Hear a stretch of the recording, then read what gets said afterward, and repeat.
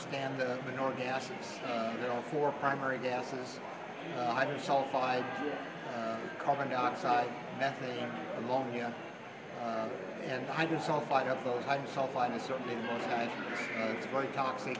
At the higher levels, it deadens your sense of smell, so you don't really know that it's there. You can't see it, it's colorless.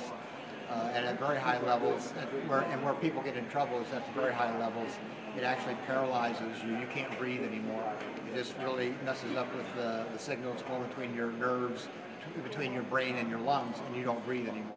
A second thing is that there's also a lack of oxygen. These same gases, many times carbon dioxide in particular and hydrogen sulfide, will both displace oxygen, and so there's no air to breathe. And sometimes it gets down to very low level. Once you get below about 19%, you start getting dizzy and headaches, and hopefully you'd be able to get out and get back into fresh air, so you would get oxygen. But if it gets down around 10%, you're going to pass out very quickly. So it's not only that there are toxic gases and explosive gases, but there's no air to breathe at other times. A third thing that's so critical is that understand that if one person goes down into a pit and passes out and they aren't able to come back up, you should not attempt to rescue them because you're simply going to be a victim as well.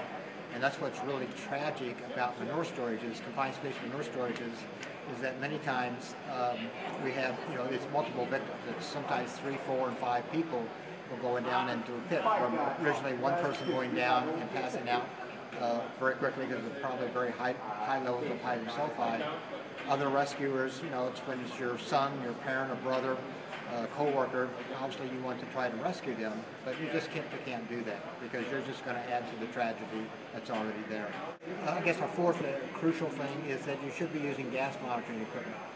You really should have gas detectors and oxygen detectors. You can purchase those. They're in small, compact electronic devices that have hoses on them, so you can do remote sensing. You don't ever have to go down into the pit, but you can drop a hose down there. It only takes a minute to do, and if there are toxic levels of gases or if there is a lack of oxygen, alarms will go off that tells you that. Then you know you can't enter that without ventilating the pit, or wearing a self-contained breathing apparatus, which again no farmer ever has. Fifth thing I think then is to talk about the ventilation. There is a new standard, new agricultural biological engineering standard S607. It's ventilating, I'll read the correct thing, ventilating manure storages to reduce entry risk. It's a engineering design standard that helps builders, contractors, designers of manure storages, as well as farmers to understand the ventilation requirements that would reduce the risk of entry into those pits.